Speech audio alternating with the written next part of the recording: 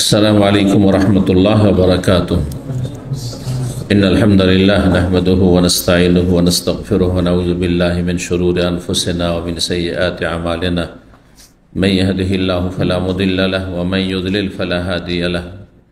व अशहदु अन ला इलाहा इल्लल्लाहु वहदहु ला शरीका लहु व अशहदु अन्ना मुहम्मदन अब्दुहु व रसूलुहु सल्लल्लाहु तआला अलैहि व अला आलिहि व सहबिहि व सल्लम तस्लीमन कसीरा। अम्मा बाद फ़क़द क़ाल इमाम अल-बुख़ारी रहमहुल्लाहु तआला बाबु हुक्मिल मफ़क़ूद फ़ी अहलिही व मालिही। व क़ाल इब्न अल-मुसय्यब इज़ा फ़ुक़िद फ़िस्सफ़्फ़ि इंदल क़िताल तरब्बसु इम्राअतुहु सनतन। वश्तरा इब्न मसूद रज़ियल्लाहु तआला अन्हु जारियतन फ़ल्तमसा साहिबहा सनतन फ़लम यजिदहु व फ़ुक़िद फ़अख़ज़ युअति दिरहम व दिरहमैन व क़रा अल्लाहुम्मा अन फ़ुलानिन फ़इन अता फ़ुलान फ़ली व अलय्य। क़ाल व हाकज़ा फ़अफ़अलु बिल-लुक़्ता। व क़ाल इब्न अब्बास रज़ियल्लाहु तआला अन्हु नहवहु। व क़ाल ज़ुहरी फ़िल असीर युलम मकानुहु ला ततज़व्वजु इम्राअतुहु व ला युक़समु मालुहु फ़इज़ा इंक़ता ख़बरुहु फ़सुन्नतुहु सुन्नतुल मफ़क़ूद। सम्मानित भातृमंडলী, আল্লাহ রাব্বুল আলামিনের প্রশংসা এবং প্রিয় নবী সাল্লাল্লাহু আলাইহি সাল্লামের উপর সালাত ও সালামের পর আজ সোমবার 5 মুহররম 1447 হিজরি মোতাবেক 30 জুন 2025 আমাদের ধারাবাহিক আলোচনা সহিহুল বুখারীর তালাকের পর্ব নম্বর 8। ইমাম বুখারী রাহিমাহুল্লাহ এই তালাক পর্বের অধ্যায় নম্বর 22 বিষয়বস্তু সম্পর্কে ইমাম বুখারী রাহিমাহুল্লাহ বলছেন বাবু হুকমিল মাফকুদ ফি আহলিহি ওয়া মালিহি। এই অধ্যায় হচ্ছে নিখোঁজ ব্যক্তির বিধান সম্পর্কে, নিখোঁজ ব্যক্তির বিধান সম্পর্কে, তার পরিবার এবং ধন সম্পদে, অর্থাৎ সেই ব্যক্তি তার পরিবার এবং তার যে সব জায়গাতে ধন সম্পদ আছে কোনো জায়গায় তার হদিস পাওয়া যাচ্ছে না, এমন ব্যক্তি নিখোঁজ ব্যক্তি, হঠাৎ করে হারিয়ে গেল লোক, একবার নিখোঁজ। বিবাহিত যদি হয় তাহলে তার স্ত্রীর হুকুম কি, স্ত্রী কতদিন তার স্ত্রী হয়ে অপেক্ষা করবে, গুরুত্বপূর্ণ একটি বিধান। তারপরে তার ধন সম্পদ যে আছে ফি আহলি ওয়া মালিহি, তার আহলের ক্ষেত্রে মানে তার পরিবার কতদিন তার স্ত্রী হিসাবে থাকবে, তারপর অন্য জায়গায় বিবাহ বসতে পারবে, গুরুত্বপূর্ণ একটি মাসালা।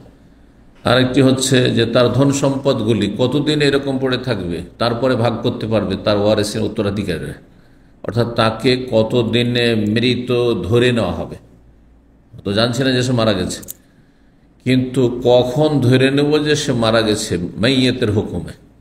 যখন মারা গেছে তাহলে তার স্ত্রী ইদ্যত পার করে, যে বিধবার ইদ্যত রয়েছে 4 মাস 10 দিন, তা পার করার পরে তারপর যে বিবাহ বসতে পারবে।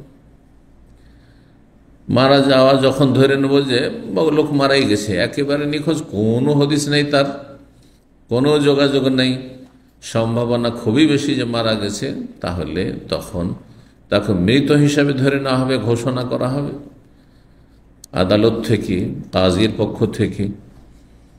আর তারপরে যদি কাজী না থাকে, অমুসলিম দেশে হয়, তাহলে কোনো মুসলিম ভালো দক্ষ আলেম অথবা কোনো মসজিদের ইমাম, দায়ী, তারা যারা দ্বীনি মাসলা মাসাইলের ফতোয়া দিচ্ছেন, ফতোয়াদের যোগ্যতা রাখেন, এইরকম ভালো কোনো আলেম ঘোষণা করে দেবে যে এই ব্যক্তি মৃত। আর তারপরে তার ধন সম্পদ ভাগ বন্টন হয়ে যাবে উত্তরাধিকারীদের মাঝে। কতদিন পরে সেটা হবে, এই বিষয়ে ইমাম বুখারী রাহিমাহুল্লাহ কিছু আসার নিয়েছেন, কারণ রাসূলুল্লাহ সাল্লাল্লাহু আলাইহি ওয়াসাল্লামের এই মর্মে কোনো স্পষ্ট হাদিস নেই। তবে সালাফে সালেহিন থেকে, সাহাবায়ে কেরাম, তাবেঈন থেকে বেশ কিছু তাদের ফতোয়া রয়েছে, তাদের ফয়সালা রয়েছে, তাদের মতামত রয়েছে। আর তারা নিজের পক্ষ থেকে বলে তারা ইজতিহাদ করেছেন, অথবা নবী সাল্লাল্লাহু আলাইহি ওয়াসাল্লাম থেকে কোনো ইশারা ইঙ্গিত এই ক্ষেত্রে পেয়েছেন। তারা দ্বীনকে সরাসরি রাসূলুল্লাহ সাল্লাল্লাহু আলাইহি ওয়াসাল্লাম থেকে শিখেছেন, সুতরাং তাদের ফতোয়ার ওপর, তাদের মতামতগুলি নির্ভর করে আমাদেরকে ফতোয়া দিতে হবে বা ফয়সালা করতে হবে আদালতে। তো এই মর্মে বেশ কিছু উক্তি এখানে পেশ করছেন। এই জন্য বলছেন ওয়াকালা ইবনুল মুসাইয়িব প্রখ্যাত তাবেঈ, মানে সবচেয়ে সিনিয়র তাবি, যাকে সৈয়দুত তাবেঈন বলা হয়, সঈদ ইবনুল মুসাইয়িব রাহিমাহুল্লাহু তাআলা, তিনি বলেন ইযা ফুকিদা ফিস সাফফি ইনদাল কিতাল, যদি কোনো ব্যক্তি নিখোঁজ হয়ে যায় যুদ্ধের সময় যুদ্ধের সারিতে, মানে লড়াই করছিল, লড়াই চলছিল, ওই সময় সে গিয়েছে লড়াইয়ে, আর তার সেখান থেকে নিখোঁজ হয়েছে, তার মৃতদেহ পাওয়া যায়নি, তাকে জীবিতও পাওয়া যায়নি, আর সে ফিরেও আসেনি, কোনো খোঁজ খবর নেই কোথায় আছে। যদি বন্দী হয়ে চলে যায় কাফেরদের হাতে, তাহলে তারও তো একটা খবর থাকবে যে অমুক জেলে বন্ধ আছে বা অমুক দেশে বন্দী আছে, তাও কোনো খবর নেই, কোনো খবর নেই। যদি কোনো ব্যক্তি নিখোঁজ হয়ে যায় বা হারিয়ে যায় ফি সফে, যুদ্ধের কাতারে, ইনদাল কিতালে, সশস্ত্র লড়াইয়ের সময়, তাহলে তার স্ত্রী কি করবে? তারাব্বাসু আর ইমরাতুহু সানাতান, তার স্ত্রী 1 বছর অপেক্ষা করবে, বেশি না, মাত্র 1 বছর, মাত্র 1 বছর অপেক্ষা করবে। কেন? এই জন্য যে এই ক্ষেত্রে তার মারা যাওয়ার সম্ভাবনা বেশি, কারণ সে নিখোঁজ হয়েছে কোথায়? যুদ্ধের ময়দানে লড়াই করতে গিয়ে তাকে দেখা গেছে, সেখানে যে লড়াই শরিক হয়েছে, লড়াইয়ের কাতারে তাকে দেখা গেছে, আর তারপর থেকে আর খোঁজ খবর নেই। সুতরাং মারা গেছে এটাই ধরে নিতে হবে, বেশি অপেক্ষার কোনো প্রয়োজন নেই, মাত্র 1 বছর। তারপরেও তার স্ত্রী অপেক্ষা করবে যে আমার স্বামী ফিরে আসবে হয়তো, আর ধন সম্পদগুলি ভাগ বন্টনের ক্ষেত্রে 1 বছর অপেক্ষা করা হবে, আর যখন 1 বছর হয়ে যাবে তখন তাকে মাইয়াত ধরে নিতে হবে, মৃত বলে ঘোষণা করা হবে। যখন মৃত ঘোষণা করা হলো তখন তার স্ত্রীর জন্য যেটি কর্তব্য, দায়িত্ব, ফরজ, সেটি হচ্ছে ইদ্যত পার করা। 4 মাস 10 দিন ইদ্যত পার করে সূরা বাকারাতে আল্লাহ বর্ণনা করেছে, ওয়াল্লাযীনা তাওফানা মিনকুম ওয়া ইয়াযারুনা আজওয়াজান, যারা তোমাদের মধ্যে কেউ ইন্তেকাল করবে এবং তার স্ত্রী ছেড়ে গেছে, তারাব্বাসু আরবাতে আশহুরি ওয়া আশরা, 4 মাস 10 দিন ইদ্যত পার করবে। তাহলে 1 বছর পরে মৃত ঘোষণা হলো, আর তারপরে 4 মাস 10 দিন পরে সে যেন বিধবার হুকুমে, আর তারপরে তার ইদ্যত পার হয়েছে, যে কোনো বিয়ে বসতে পারবে। তারপরে বিয়ে বসে যাওয়ার পরে যদি কোনোদিন ফিরে চলে আসে, আগে স্বামীর কাছে আসবে, ফিরে না পরে যে দ্বিতীয় বিয়ে করেছে সেই স্বামীর কাছে থাকবে। এগুলো ফুকাহাদের বড় ইখতিলাফের মাসলা, সেগুলিতে আমাদের এখন যাওয়ার প্রয়োজন নেই, আর সময় আমাদের সংক্ষিপ্ত। এগুলো বিজ্ঞ আলেমদের যখন সমস্যা আসবে তখন তাদের কাছে গেলে তখন তারা অবস্থা বুঝে ফতোয়া দেবেন। ঠিক, এটা তো হয়ে গেল এমন জায়গায় নিখোঁজ হয়েছে যেখানে মৃত্যুর সম্ভাবনা বেশি, কিন্তু এমন সময় বা এমন জায়গায় নিখোঁজ হয়েছে যেখানে মৃত্যুর সম্ভাবনা কম, মৃত্যুর সম্ভাবনা কম, এত বেশি নয়। ব্যবসা বাণিজ্যে গিয়েছে বা কোথাও রাগ করে চলে গেছে, আর তারপরে কোনো খবরই নেই। তাহলে কতদিন? এই মর্মে ফুকাহাদের বড় ইখতিলাফ রয়েছে। হানাফি মাযহাবে যতদিন একজন মানুষ বাঁচে, একটি উক্তিতে 100 বছর, 99 বছর বা 100 বছর, আর একটি উক্তিতে 70 বছর অপেক্ষা করতেই থাকবে, অন্য জায়গায় বুঝতে পারবেন না, অবিচার স্ত্রীর সাথে। এই মর্মে যতগুলি মত রয়েছে তার মধ্যে সবচেয়ে সর্বনিম্ন সময় বলা হয়েছে 4 বছর। এটি বেশ কিছু সাহাবাই কেরাম থেকে এবং তাবেঈন থেকে এই মতামত বা ইজতিহাদ বর্ণিত হয়েছে। ওমর রাদিয়াল্লাহু তাআলার ফয়সালা, উসমান রাদিয়াল্লাহু তাআলার ফয়সালা, আলী রাদিয়াল্লাহু তাআলার ফয়সালা, 3 খোলাফায়ে রাশিদিনের ফয়সালা, আর এছাড়া অন্যান্য সাহাবাই কেরাম, তাবেঈন। তো যদি দেখা যায় যে এমন জায়গায় নিখোঁজ হয়েছে যেখানে মরার সম্ভাবনা কম কিন্তু মারা যেতে পারে, 1 বছর গেল, 2 বছর গেল, 3, 4 বছর, আর কত অপেক্ষা করবে? 4 বছর ব্যাস। এই জন্য হেয়াত কেবার উলামার বা সৌদি আরবের যেসব ফিকহি একাডেমি রয়েছে, মাজমাউল ফিকহুল ইসলামী, মক্কাতুল মুকাররমা, তাদের ফতোয়ায় রয়েছে যে 1 বছর থেকে 4 বছর কাজী দেখবে, সর্বনিম্ন 1 বছর, 2 বছর করতে পারে, 3 বছর ফয়সালা দিতে পারে, সর্বর্ধে 4 বছর ফয়সালা। এটা কোন অবস্থায়? দ্বিতীয় অবস্থা হলো। তৃতীয় আর একটা অবস্থা শুনে নেন ভালো করে, তাহলে মশলাটা স্পষ্ট। সেটা হচ্ছে যে মাঝে মাঝে যোগাযোগ আছে হয়তো, কিন্তু স্ত্রীর কাছে আসছে না, তাহলে অন্য জায়গায় বিয়ে বসতে পারবে না।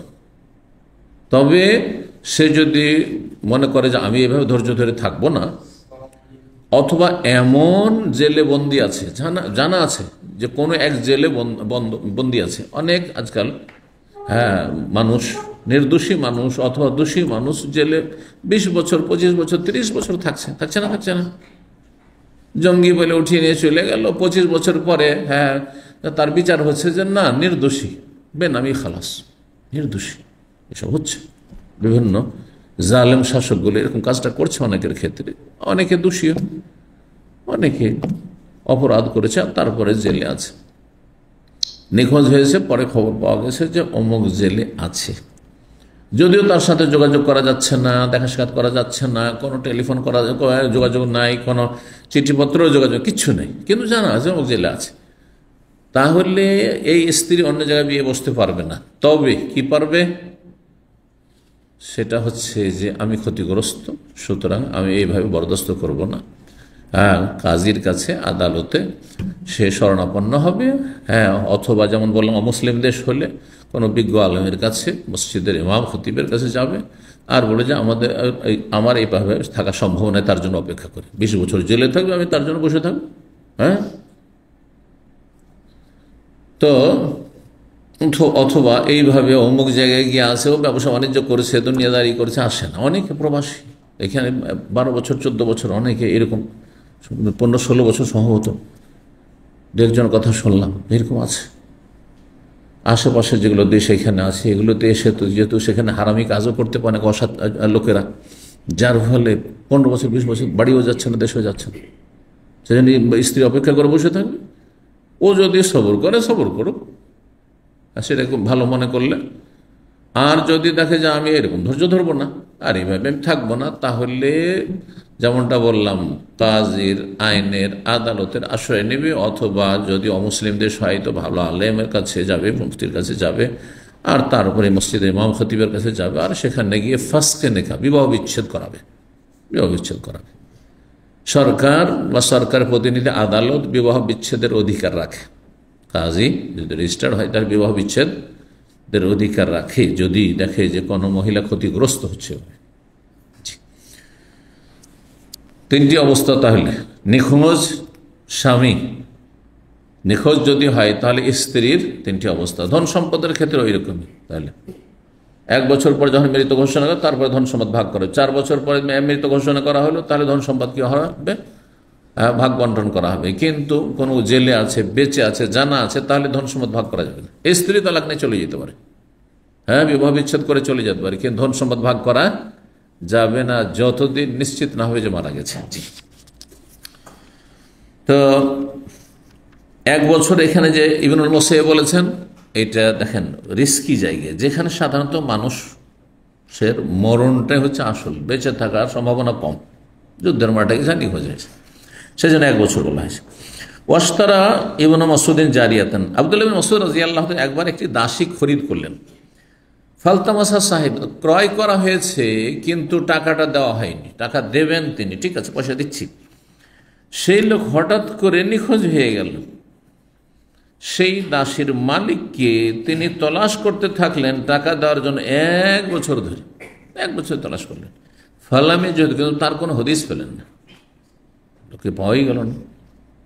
অনেকে এখানে এই মাসলা থেকে ইস্তেমবাদ করবেন আরো মাসলা, যে অনেকে এখানে ধার কর্জা নিলেন কারো কাছে, দেশের মানুষ কিন্তু তার ঠিকানাই জানে না, যদিও ধার কর্জা নেওয়ার সময় ঠিকানা তার লিখে রাখা, অ্যাকাউন্ট নাম্বার লিখে রাখা, এটা ফরজ ছিল, এর জন্য গুনাহগার হইতে হবে। কিন্তু অন্য দেশের মানুষ, তারপর এসবগুলো আপনি তার ঠিকানা, নাম, ঠিকানা ইত্যাদি, তার অ্যাকাউন্ট নাম্বার রেখে নিলেন, এটা ফরজ কাজ। কিন্তু এই না যেমন এই চলে গেছেন, আমাকে বলেননি, আমি কি করে দেবো, নামে দান খেরাত করে দেবো, আপনার ওই ফরজ আপনি কর্তব্য আদায় করেন, তার জন্য গুনাহগার অবশ্যই হইতে হবে।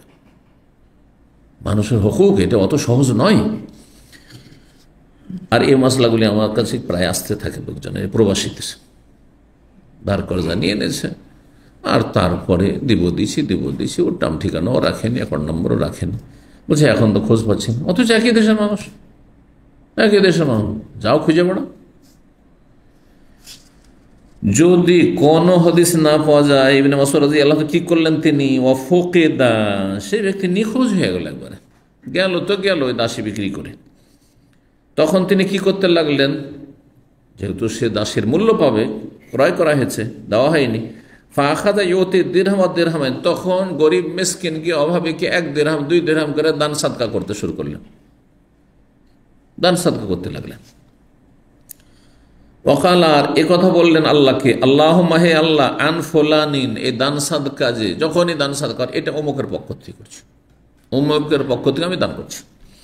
ফাইন আতা ফুলানুন, কিন্তু সেই লোক যদি কোনোদিন চলে আসে আমার জীবদ্দশায় যে ওই দাসীর মূল্য পাবো দাও, তাহলে ফালিয়া ফালিয়া ও আলাইয়া, তাহলে নেকিটা আমার হবে, ফালিয়া ও আলাইয়া, নেকি আল্লাহ আমার হবে, যদিও তার পক্ষ থেকে এখন আর করলাম, নেকি সেটা আমার যেন হয়, ও আলাইয়া, এবং তার যে দাসী যেটা বিক্রি করে তার মূল্য আমার জিম্মায় থাকলো, আমার দায়িত্বে থাকলো, অর্থাৎ আসলে তাকে সেই দাসীর মূল্য আমি দিয়ে দেবো, নেকিটা যেন আমি পাই। কিন্তু এখন আপাতত দান করছি কার পক্ষ থেকে, তার পক্ষ থেকে, যেহেতু তার খোঁজ পাচ্ছে। বুঝতে পেরেছেন মশলা? তাহলে যার এরকম ধার কর্জা নিয়ে নিরুপায় হয়ে গেছেন আর তার খোঁজ টোজ পাচ্ছেন না, হ্যাঁ, তাহলে একমাত্র গুনাহগার কখন হবেন না, ঠিকানাও রেখেছিলেন, অ্যাকাউন্ট নম্বর রেখেছিলেন, তারপর হারিয়ে গেছে, খুঁজে পান না হয়তো কোথায় লিখে রেখেছিলেন, তখন মাজুর আপনি। আর আপনি ধার নিলেন না, তার ঠিকানা রাখলেন না কেন? হ্যাঁ, অবশ্যই রাখতে হবে। তার অ্যাকাউন্ট নাম্বার কেন রাখলেন না?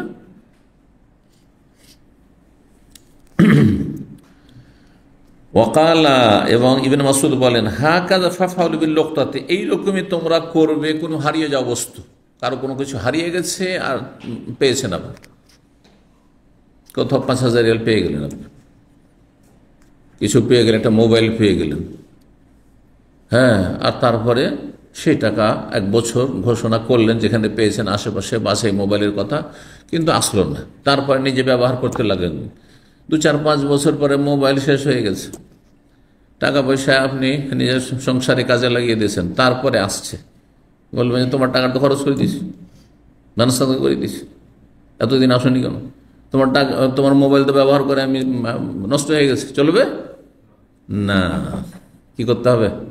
ঠিক আছে, ব্যবহার করেছে, এখন ওর মূল্য দিয়ে দাও, হ্যাঁ, টাকা খরচ করে দিও, টাকাটা দিয়ে দাও, চলে এসছে। এইরকমই করবে তোমরা কিসের ব্যাপারে? লোকতা, হারিয়ে যাওয়া বস্তু, পড়ে থাকা, কোনো জায়গাতে পড়ে থাকা বস্তু পেয়েছো সে সম্পর্কে।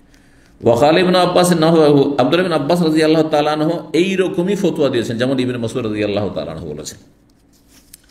ওয়াকাল, ইমাম জুহরি রাহিমাহুল্লাহ বলেন, ফিল আসিরে, বন্দি সম্পর্কে, কোনো কয়েদি, কোনো জেলে বন্দি আছে, ইউলাম মাকানহু, কিন্তু তার জেল সম্পর্ক জানা আছে, যে গুয়ান্টানামোর জেলে আছে জালেমদের, হ্যাঁ, আবু গারিব ইরাকের জালেমদের জেলে আছে, ইহুদিদের জেলে আছে, এক কথায়, হ্যাঁ, কোন দেশে জেলে বন্দি আছে জানা আছে। লা তাতাজাওয়াজ ইমরা, তার স্ত্রী বিয়ে করতে পারবে না, ওয়ালা ইউকসাম মাল, ধন সম্পদ ভাগ বন্টন করা যাবে না, উত্তরাধিকার দিকে দেওয়া যাবে না, কারণ সে জানা আছে যে সে অমুক জেলে বন্দি আছে, গ্রেফতার হয়েছে। ফাইনান কাতা খবরহু, তার খবর যদি কি হয়ে যায়, না পাওয়া যায়, তার কোনো খোঁজ খবর নেই, এখন অমুক জেলে ছিল, তারপরে আর কোন খোঁজ খবর নেই, বা জানা নেই যে কোথায় আছে। ফাসুন্নাতু সুন্নাতুল মাফকুদ, তাহলে তার নিয়ম নীতিমালা হচ্ছে শরীয়তের সুন্নাতুল মাফকুদ, নিখোঁজ ব্যক্তির নিয়ম নীতিমালা, নিখোঁজ ব্যক্তির সম্পর্কে 1 বছর থেকে কত বছর বললাম, 4 বছর, ওই রকম, আর তারপরে ইদ্যত পার করা। 5292 নম্বর হাদিস। আশা করি নতুন মশলা জানলেন না, হ্যাঁ, এগুলো মশলা বড় বড় আলেমদের কাছ থেকে জানতে হয়, বিজ্ঞ আলেমদের কাছ থেকে, কারণ এগুলো খুঁটিনাটি মশলা, মানুষের হকের মশলা, হায়াত মতের মশলা। জি, হ্যাঁ, স্ত্রী তার কাছ থেকে অন্য আর কারো কাছে চলে যাবে, এই সব মশলা মশাই। জি, এই জন্য এগুলো সহজে ফতুয়ার বিষয়ে না পড়াশোনা করে, ভালো জ্ঞান না রেখে ফতুয়া দেওয়া যায় না। আন্না নবী সাল্লাল্লাহু আলাইহি ওয়াসাল্লাম সুইল আন দাল্লাতিল গনম, ইয়াজিদ মাওলা আল মুম্বাইস, মুম্বাইস নামক ব্যক্তির স্বাধীনকৃত গোলাম ইয়াজিদ তিনি বর্ণনা করেন যে নবী সাল্লাল্লাহু আলাইহি ওয়াসাল্লামকে জিজ্ঞাসা করা হলো একবার হারিয়ে যাওয়া ছাগল সম্পর্কে। কারো বকরি ছাগল হারিয়ে গেছে আর আপনি মাঠে মরুভূমিতে পেয়ে গেছেন, কোনো মালিক নেই, কোনো রাখাল নেই, কিচ্ছু নেই। ফাকালা, নবী সাল্লাল্লাহু আলাইহি ওয়াসাল্লাম বলেন খুযহা, যদি এমনটা পান যে মরুভূমিতে দেখছেন এখানে কোনো জনবস্তি নেই, কিচ্ছু নেই, ধরে বিশাল মাঠ, আমাদের দেশে বড় বড় মাঠ আছে অনেক জায়গাতে, আছে না? যদি এখন একটু কমে এসছে ঘন জনবস্তি, তারপরেও ধরুন 10 কিলোমিটার ধরে মাঠ আর মাঠ আছে কোনো কোনো জায়গায়। তো মাঠে আর কোনো মালিক নেই, কিচ্ছু নাই, ছাগল। এখন এই ছাগল আর বন জঙ্গল আছে, আশেপাশে শৃগাল আছে, হিংস্র পশু থাকতে পারে। এখন এই ছাগলটাকে ছেড়ে দেবেন না উঠিয়ে নেবেন, ধরে নেবেন? বলছেন যে খুযহা, সেটা ধরে নাও, নিয়ে নাও। ফাইন নামে হে আল্লাহ, হয় তুমি নিয়ে যত তোমার সেটা হইল, মানে নিয়ে গেলে তুমি, তোমার হকে লাগলো। আউলে আখি কে, অথবা তোমার ভাই যে মালিক সে আসলো তো পেলো তো পেলো, আর যদি সেও না পায় তুমিও নিলে না, ছেড়ে দিয়েছ, আউলিস দেবে, তাহলে সেটা নেকড়ে বাঘের শিকার হয়ে যাবে। সন্ধ্যার লেগে আসবে, বন জঙ্গল থেকে পাটের জমি থেকে নেকড়ে বাঘ, অনেক এলাকায় নেকড়ে বাঘ আছে, বা শৃগাল আছে, আমাদের দেশে বেশি আছে, শিকার আছে, খ্যাকশিয়াল আছে, খেয়ে নিন বকরিকে। অসইলাম দাল্লাতিল এবেল, কিন্তু জিজ্ঞাসা যখন করা হইল উট হারিয়ে যাও, উঠ দাল্লা মানে হারিয়ে যাও, হারিয়ে যাও উঠ, কোনো লোকের উঠ হারিয়ে গেছে, খুঁজে পাচ্ছে না, জানেও না, আপনি মাঠে মরুভূমিতে পেয়ে গেছেন সে উঠটি, আর আশেপাশে দেখছেন চারিদিকে যত দূর পর্যন্ত দৃষ্টি যাচ্ছে কোনো রাখাল নাই, কিচ্ছু নেই, কোনো মানুষ নেই। জিজ্ঞাসা করবে এটা কি আপনাদের উঠ? আজকাল মরুভূমিতে উঠ চড়তে দেখছেন, তাই বলে ভাববেন যে উঠ তো, উঠের আশেপাশে তো কোনো রাখাল নেই, তো কি? হ্যাঁ, তাহলে এর মালিক নাই? আশেপাশে রাখাল আছে, 2-4-5 কিলোমিটার মধ্যে নিশ্চয় রাখাল আছে, কোনো জায়গায় আছে, রাখাল ছাড়া নেই সাধারণত এগুলো। এমনিও উটের হুকুম ছাগলের মতো না। দেখেন, যদি হারিয়ে যাওয়া উট পাওয়া যায়, হ্যাঁ, ফাগাজে বা, নবী সাল্লাল্লাহু আলাইহি ওয়াসাল্লাম যখন জিজ্ঞাসা করা হলো যে সেটা কি ধরে নিয়ে আসতে পারবো বকরির মতো, ফাগাজে বা, রাগান্বিত হয়ে রাসূলুল্লাহ সাল্লাল্লাহু আলাইহি ওয়াসাল্লাম ওয়াহাম্মারাত ওয়াজানা, দুই গাল নবী সাল্লাল্লাহু আলাইহি ওয়াসাল্লাম লাল হয়ে গেল। ফর্সা মানুষ, হ্যাঁ, যদি রেগে যায় তো মুখমণ্ডল কি হয়ে যায়? লাল হয়ে যায়, অথবা রোদ্রে খুব ফর্সা ছেলে মেয়েদের লাল হয়ে চলে এসছে। ওয়াকাল ওয়াজানাতুন মানে গাল, কাল বলে মা লাকা ওয়া লাহা, তোমার উটের সাথে কি লেনা দেনা, উটের সাথে কি সম্পর্ক তোমার? জি। মাহাল হেজা, উটের কাছে জুতো আছে, জুতা, আপনার আমার জুতা যেমন, হ্যাঁ, প্রখর রোদের তাপ থেকে বাঁচায়, জুতো আছে। অশেখা, তার কাছে পানির মশক আছে, হ্যাঁ, তাসবল মা, সে পানি পান করতে থাকবে ওখান থেকে। ও তাকলু সাজার, আর নিজেই মোচা মোচা গাছ থেকে সে ঘাস পাত খেতে পারবে। হাত্তা আল কাহরা বহা, যতক্ষণ পর্যন্ত তার মনিবের সাথে তার দেখা না হয়, মনিব পেয়ে যাবে তাকে, খুঁজতে থাকবে, হয়তো যে কোনখানে গেল 2-4-10 দিন, 20 দিন, 50 দিন, কিচ্ছু হবে না।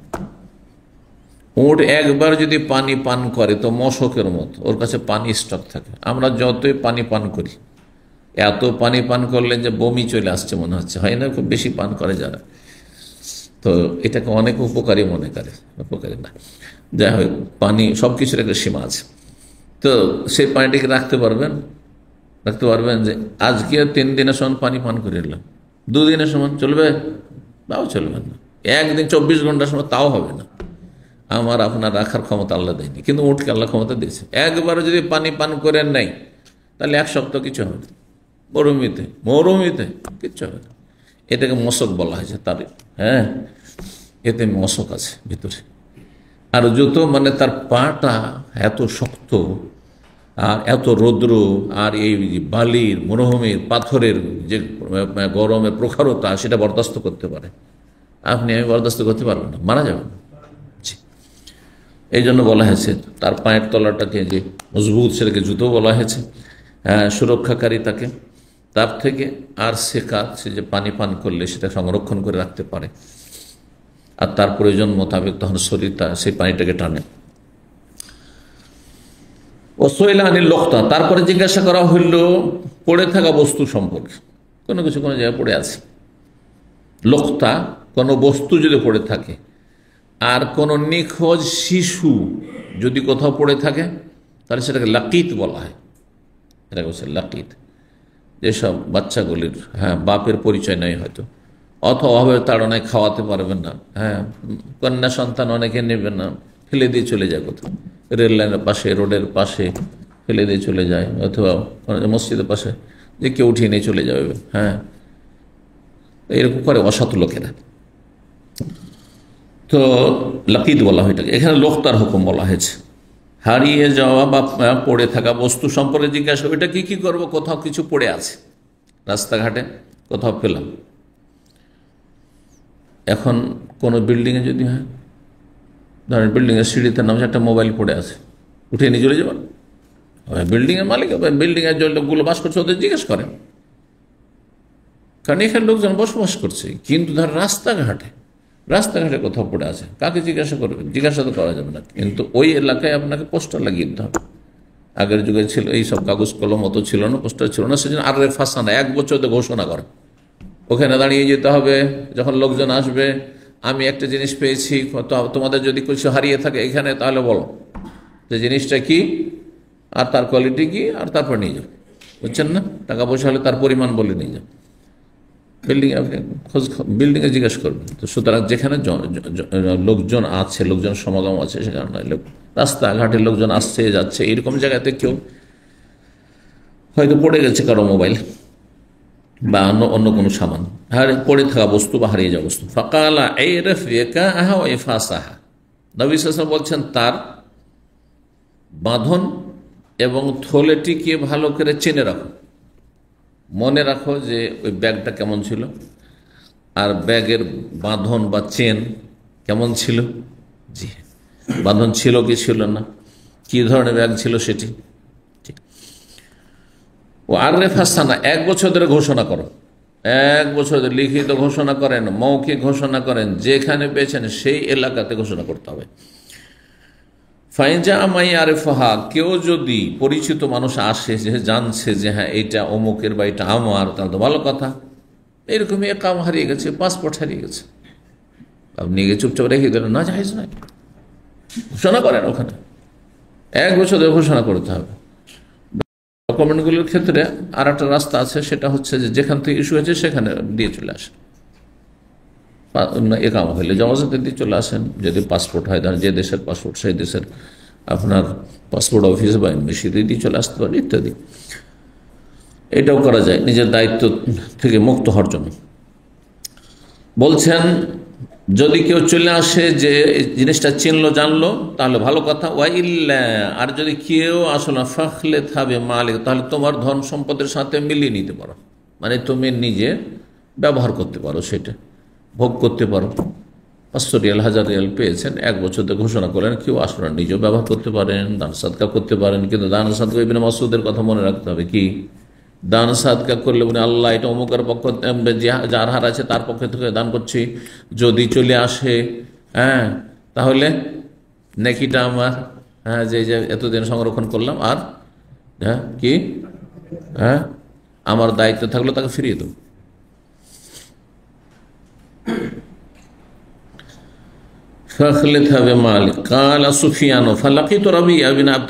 আমি তারপর রাবি ইবনে আব্দুর রহমান, তিনি ফকিহ তাবি ছিলেন, তার সাথে দেখা করলাম।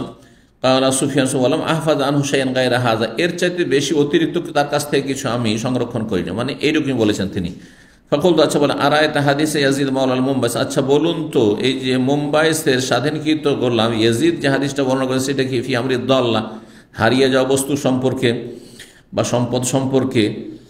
এবং যায়েদ বিন খালিদ বর্ণনা করেছেন কালার নাম, কালা ইয়াহিয়া ইয়াকুলু রাবিয়া আন ইয়াজিদ মাওলা মুম্বাই সানি আন যায়েদ বিন খালিদ কালা সুফিয়ান ফালাকিতু রাবি ফাকুলতু লাহু। এই সনদের আলোচনা, যে তাকে জিজ্ঞাসা করলাম বিষয়টি সম্পর্কে নিশ্চিত হওয়ার জন্য যে এর বর্ণনাকারীগুলো কেমন এবং এই রিওয়ায়াত যে অমুক করেছে এটা কেমন। তো তিনি অনুরূপ বর্ণনা করেছেন। 23 নম্বর অধ্যায় বাবু জেহারে, এই অধ্যায় হচ্ছে জেহার সম্পর্কে। জেহার একটি শরীয়তের পরিভাষা। জাহার থেকে, জাহার মানে পিঠ, পৃষ্ঠদেশ, পিঠকে কি বলা হয়? জাহার বলা হয়। আরবরা যদি নিজের স্ত্রীকে হারাম করতে চাইতো, তো তাদের পরম্পরা পূর্বপুরুষ থেকে চলে আসছে এরকম, আনতে আলাইকা জাহরি অম্মি, তুমি আমার মায়ের পিঠের মতো, মানে আমার মায়ের পিঠ যেমন আমার জন্য হারাম, তুমি হারাম। হ্যাঁ, এর উপরে ওলামারা কিয়াস করেছে, পিঠ না বললে তারা বলতো সেই জন্য তার নাম জেহার, পিঠ বলতো। কিন্তু কেউ যদি বলে, অন্য দেশের মানুষ যদি তোমার পেট, স্ত্রী গিয়ে বলছে তোমার পেটটা আমার মায়ের পেটের মতো, তোমার চুলগুলি আমার মায়ের চুলের মতো, তোমার চেহারাটা আমার মায়ের মতো, তোমার হাত পাগুলো আমার মায়ের মতো, আরাম হয়ে যাবে। সাবধান, এই ধরনের ভাষা বলতেন। উদ্দেশ্য যদি হারাম করা থাকে তাহলে তো হারাম হয়ে যাবে। উদ্দেশ্য তাদের কি থাকতো? হারাম করা। মা যেমন হারাম তেমন তুমি হারাম। তখন শক্ত কাফফারা, সূরাতুল মুজাদিলা প্রথম আয়াত থেকে চতুর্থ আয়াত পর্যন্ত এই 4টি আয়াতের মধ্যে আল্লাহ বর্ণনা করেছে জিহারের বিধিবিধান। ওয়া কাউলিল্লাহি তাআলা, মহান আল্লাহর বাণী তাফসীর সম্পর্কে মহান আল্লাহ ইরশাদ, কাদ সামিআল্লাহু কাউলাল্লাতী তুজাদিলুকা ফি যাওজিহা। একজন সাহাবী, বুড়ো মানুষ, তার স্ত্রী খাওলা বিনতে সালাবা, সালাবার মেয়ে খাওলা, বুড়িয়ে গেছেন, তিনিও বুড়ি হয়ে গেছেন, সারা জীবন তার সাথে সংসার করলেন। আর এই বুড়া রাগ থামতে পারেনি, সাহাবী রাদিয়াল্লাহু তাআলা আনহু স্ত্রীর সাথে জেহার করে নিয়েছে, হারাম করে দিয়ে স্ত্রীকে। বুড়ি মানুষ, যাবো কোথায়, আমাকে এখন কে বিয়ে করবে, আমার কেউ নেই যে দেখাশোনা, আমার বাপ নেই, আমার ভাইরা নেই, আমাকে দেখাশোনা করে যাবো কোথায় আমি। বড়ই ওই উদ্বেগের সাথে, বড়ই পেরেশানির সাথে রাসূলুল্লাহ সাল্লাল্লাহু আলাইহি ওয়াসাল্লামের কাছে এসে হাজির হয়েছেন। সেই কথা আল্লাহ এখানে ওই মহিলার কথা বর্ণনা, কাদ সামিআল্লাহু কাওলাল্লাতী তুজাদিলুকা ফি যাওজিহা, নিশ্চয় আল্লাহ শুনে নিয়েছেন ওই মহিলার কথা, ওই নারীর কথা, যেই নারী হে নবী মুহাম্মদ তোমার সাথে বাকবিতণ্ডা করছে, সে ইয়া রাসূলুল্লাহ আমি কি করে থাকবো, কোথায় থাকবো, আমি কোথায় যাব, আমাকে আমার স্বামী এইভাবে হারাম করে ফেলেছে। তো জাহাদুল্লাহ ফি যাওজিহা ওয়া তাশতাকি ইলাল্লাহ, আল্লাহর কাছে সে অভিযোগ যে আল্লাহ তুমি আমার সমাধান করো, আমার ফয়সালা করো, হ্যাঁ আল্লাহ তুমি ছাড়া আমার কেউ নেই। তাশতাকি ইলাল্লাহ ওয়াল্লাহু ইয়াসমাউ তাহাওয়ারাকুম, আল্লাহ তোমাদের উভয়ের কথোপকথন শুনছেন। প্রথম আয়াতে আল্লাহ বর্ণনা করেছেন, আমি সময় স্বল্পতার জন্য সবগুলি আয়াত এক এক করে তাফসীর করছি না। তারপর আল্লাযীনা ইউযাহিরুনা মিনকুম মিন নিসাই মা হুন্না উম্মাহাতুহুম, যারা তোমাদের মধ্য থেকে নিজের স্ত্রীর সাথে জিহার করে, মানে এইভাবে হারাম করে দেয় যে তুমি আমার মায়ের পিঠের মতো, আনতে আলাইকা জাহরি উম্মি, তো মা হুন্না উম্মাহাতুহুম, আসলে স্ত্রী কখনো মা না, মা বললে মা হয়ে যায় না, মায়ের সাথে তুলনা করলে মা হয়ে যায় না। ইন উম্মাহাতু ইল্লাল্লাহি ওয়ালাদনাহুম, আসল মা তো সেই একমাত্র এক মা, যেই মা তাকে কি করেছে, ভূমিষ্ঠ করেছে, গর্ভধারণ করে ভূমিষ্ঠ করেছে, প্রসব করেছে। ওয়ালাদনাহুম ওয়াইন্নাহুম লা ইয়াকুলুনা মুনকারাম ওয়াইন্নাহুম লা ইয়াকুলুনা মুনকারাম মিনাল কওলি ওয়া যুরা, এটি বড়ই অন্যায়মূলক মুনকার, আপত্তিকর কথা, অন্যায় কথা এবং মিথ্যা কথা, যে স্ত্রী মায়ের মতো, স্ত্রী মায়ের মতো কি করা হয়। তাহলে কথাটি হচ্ছে মুনকার, অন্যায় এবং মিথ্যা কথা, অবাস্তব কথা আল্লাহ বলছেন। তারপরে আয়াতে তৃতীয় আয়াতে আল্লাহ রাব্বুল কাফারা বর্ণনা করেছেন যে ওয়াল্লাযীনা ইউযাহিরুনা মিন নিসাইহিম সুম্মা ইয়াউদুনা লিমা ক্বালু, যারা স্ত্রীর সাথে জিহার করে ফেলবে, তারপরে জেহার যে হারাম করে দিল, এখন সে স্ত্রীকে ফিরিয়ে পেতে চায়, স্ত্রীকে ফিরাতে চায়, তাহলে ফাতাহরিরু রাকাবাতি মিন ক্বাবলি আন ইয়াতামাসসা, স্ত্রীকে স্পর্শ করার আগে, মানে সহবাসের আগে একটা গোলাম আজাদ করো, আগে তুমি কি করো, কাফারা দাও, তারপরে তুমি তার কাছে যাও।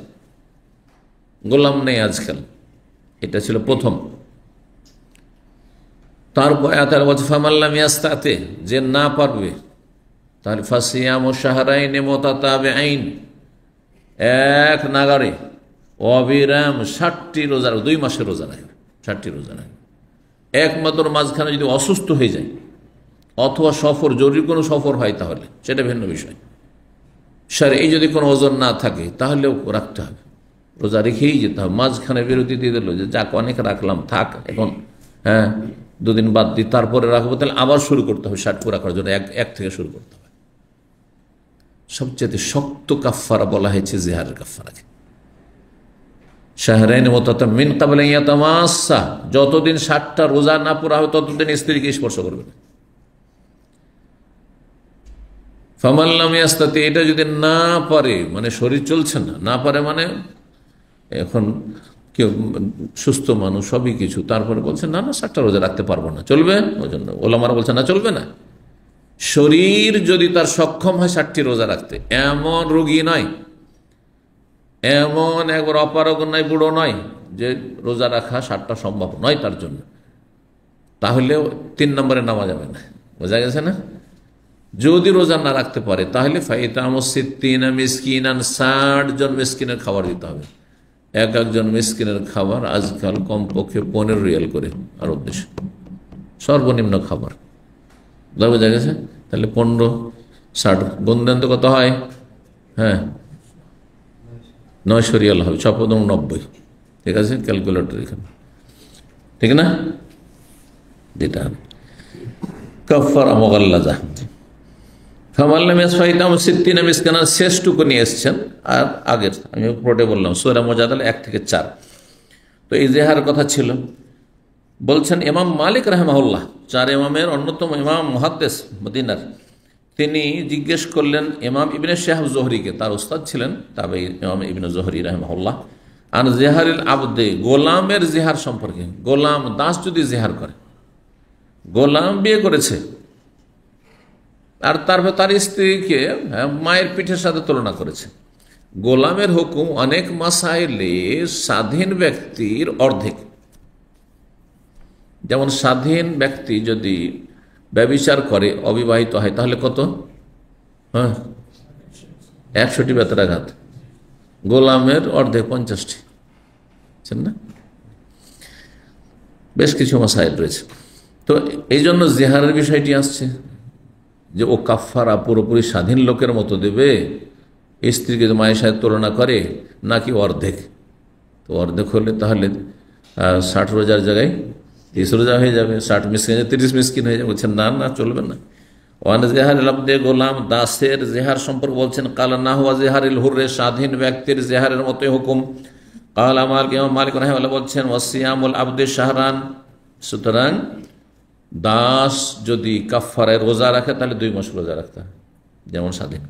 ওয়াকাল হাসান বিন হুর বলছেন জেহারুল হুররে ওয়াল আবদে মিনাল হুররাতি ওয়াল আমাতে সাওয়া, কোন স্বাধীন ব্যক্তির বা দাসের স্বাধীন স্ত্রী বা দাসী স্ত্রীর সাথে জেহার করার বিধান সমান। মানে একজন স্বাধীন ব্যক্তির স্ত্রী সে দাসী হোক, অথবা একজন দাসের স্ত্রী স্বাধীন হোক, যেমনটাই হোক না কেন, জেহার কাফারা হচ্ছে সাওয়া, সমান। ওয়াকাল ইকরিমা, ইমাম ইকরিমা তাবেঈ বলছেন ইন জাহারা মিন আমাতিহি ফালাইসা বিশাই, যদি কোনো ব্যক্তি স্ত্রীর সাথে জেহার না করে দাসীর সাথে জেহার করে, দাসীর যুগ নেই আজকাল, দাসী স্ত্রীর মতো না, দাসের মর্যাদা স্ত্রীর মতো না, আর দাসীকে স্ত্রী বলা হয় না। সুতরাং কেউ যদি বলে তার দাসীকে, দাসীর যুগ, তোমার হাত পাগুলো আমার মায়ের মতো, বা আনতে আলাইকা জাহরে অম্মি, তো বলছে কিচ্ছু হবে না, কারণ ও স্ত্রী না। ওয়াল্লাযীনা ইউযাহিরুনা মিন নিসাইহিম, যারা নিজের স্ত্রীদের সাথে কি করবে? জেহার করবে। তাহলে স্ত্রী ছাড়া অন্য কারো, যে নিজের বোনকে বলে যে তোমার হাত পাগুলো আমার স্ত্রীর মতো, বা আমার স্ত্রীকে বলছে যে তোমার হাত পাগুলো আমার বোনের মতো, আমার ফুফুর মতো, আমার খালার মতো না, এটা মায়ের মর্যাদা, শুধু মায়ের ক্ষেত্রে শুধু কাফন, যদি এগুলো থেকে বেঁচে থাকা উচিত। তো বলছেন যে ইন জাহারা মিন আমাতিহি ফালাইসা বিশাই, যদি দাসীর সাথে জেহার করে তো কিছু নেই, কোনো কাফারা নেই। ওয়াইন্নামা জেহারু মিনান নিসা, জেহার হচ্ছে স্ত্রীর সাথে। অফিল আরবিয়াতে, আরবি ভাষায় মানে আরবি গ্রামারে, লেমা কালুর অর্থ ফিমা কালু সুম্মা ইয়াউদুনা লেমা কালু, আল্লাহ বলেছেন তারা যদি প্রত্যাবর্তন করে ওই বিষয়ে যা বলে ফেলেছে, অর্থাৎ জেহার করে হারাম করেছে, এখন সে স্ত্রীর কাজকে ফিরিয়ে পেতে চায়, স্ত্রীকে হালাল করতে চায়, তাহলে তো লেমা মানে ফিমা। বলছেন ফিমা কালু অফি নাকজে মা কালু, যা কিছু বলেছে সেটাকে নাকচ করার জন্য। স্ত্রীকে বলছে তুমি আনতে আলাইকা জাহরে অম্মি, তুমি আমার মায়ের পিঠের মতো এটাকে নাকচ করতে চাই, তাহলে তখন কি করতে হবে? কাফারা দিতে হবে। বলছেন ওয়াহাদা আউলা, এটি হচ্ছে বেশি শুদ্ধ, বেশি সহি। লিআন্নাল্লাহ লাম ইয়াদুল্লা আলাল মুনকারি ওয়া কাউলি যুর, এই জন্য যে আল্লাহ রাব্বুল আলামিন মানুষকে রাস্তা বাতলাননি অন্যায় কাজের আর মিথ্যা কথার। আল্লাহ কখনো অন্যায় কাজ করতে বলেননি আর মিথ্যা কথা আশ্রয় নিতে বলেননি।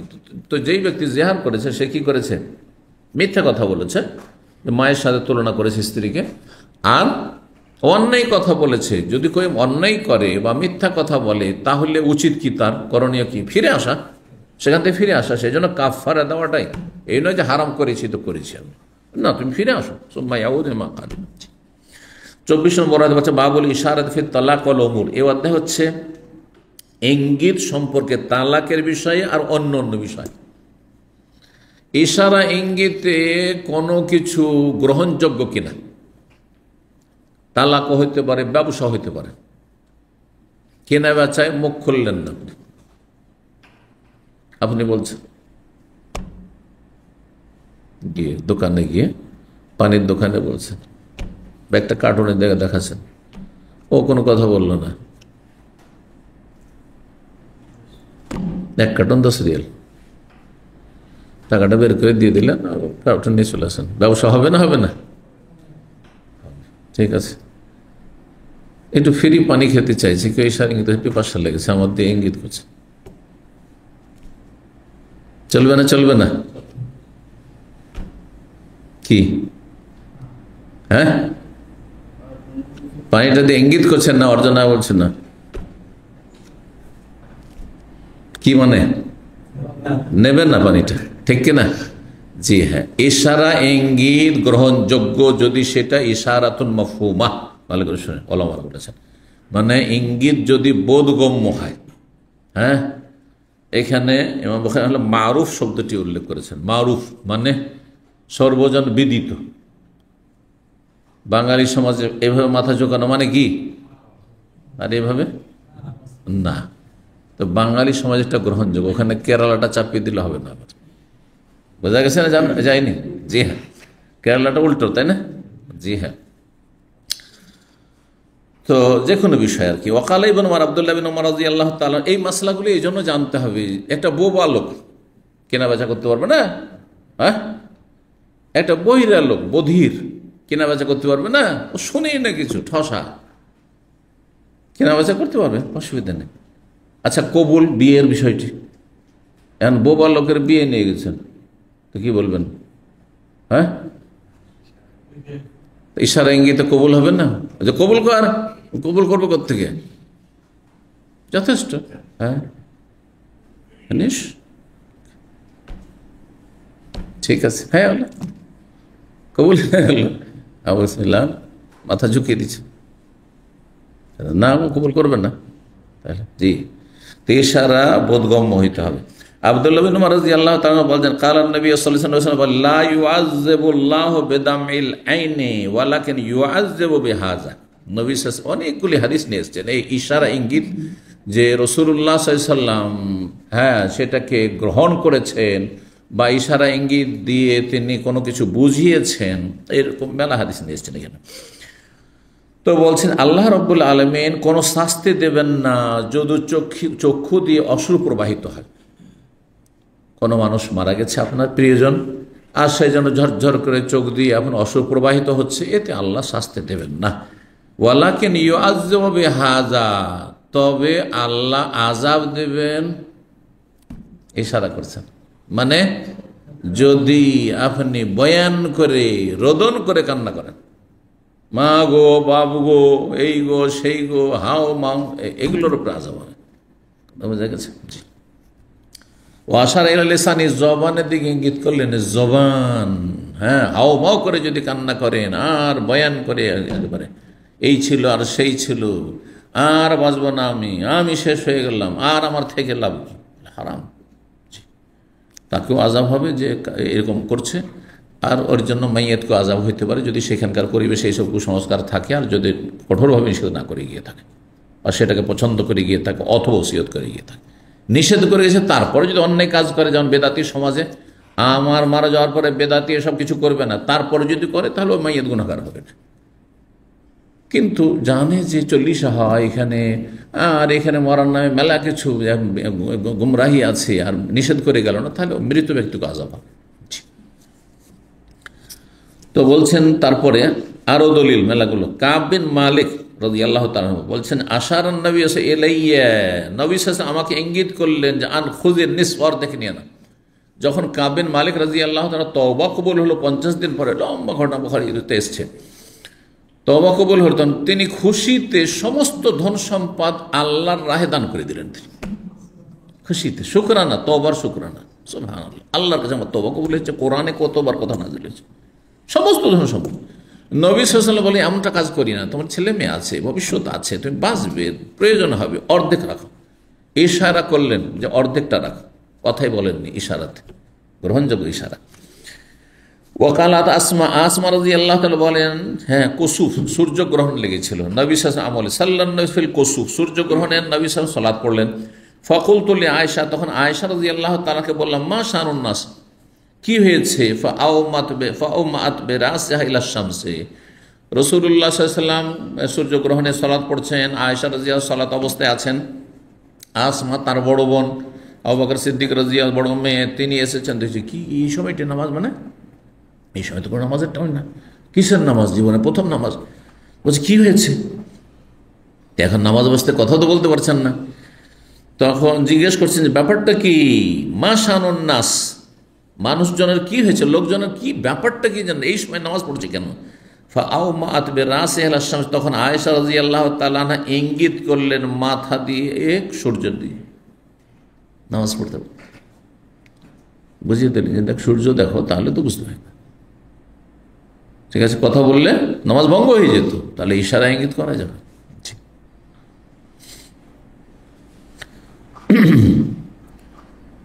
তো ফাকুলতু, তখন আমি জিজ্ঞেস করলাম, আসমা বলছেন আয়া মানে আল্লাহ নিদর্শন, সেই জন্য নামাজ। ফাআউমাত বিরাসিহা, তখন মাথা দিয়ে ইঙ্গিত করলেন যে হ্যাঁ হ্যাঁ বুঝলেন। ওয়াহিয়া তুসাল্লি, অথচ তিনি সালাত আদায় করছিলেন, হ্যাঁ মাথা ঝুঁকিয়ে কি বলেন, এই নাম, হ্যাঁ নাম শব্দ বলেন। ওয়াকাল আনাস বলেন, আউমা আন-নবী বিয়াদিহি ইলা আবি বকর, আবু বকর সিদ্দিক রাদিয়াল্লাহু তাআলা আনহু ইমামতি করতে বলেন, নবী সাল্লাল্লাহু আলাইহি ওয়াসাল্লাম ইমামতি করো তুমি। নবী সাল্লাল্লাহু আলাইহি সাল্লামকে দেখে আবু বকর সিদ্দিক রাদিয়াল্লাহু তাআলা আনহু অসুস্থ অবস্থায় যখন গিয়েছেন সালাত শুরু হওয়ার পরে, তো পিছনে চলে আসছেন আবু বকর সিদ্দিক, কথা বলতে কষ্ট হচ্ছে, কথা না বলে ইশারা করবে যে তুমি নামাজ পড়াইতে থাকো, ওই কথাটি। তো বলছেন যে রাসূলুল্লাহ সাল্লাল্লাহু আলাইহি ওয়াসাল্লাম ইঙ্গিত করলেন তার হাত দ্বারা আবু বকরের দিকে, আইয়া তাকাদ্দাম, যে আগে বড়, পিছে হটিও না, আগে যাও, নামাজ পড়ো, কথা বলেননি।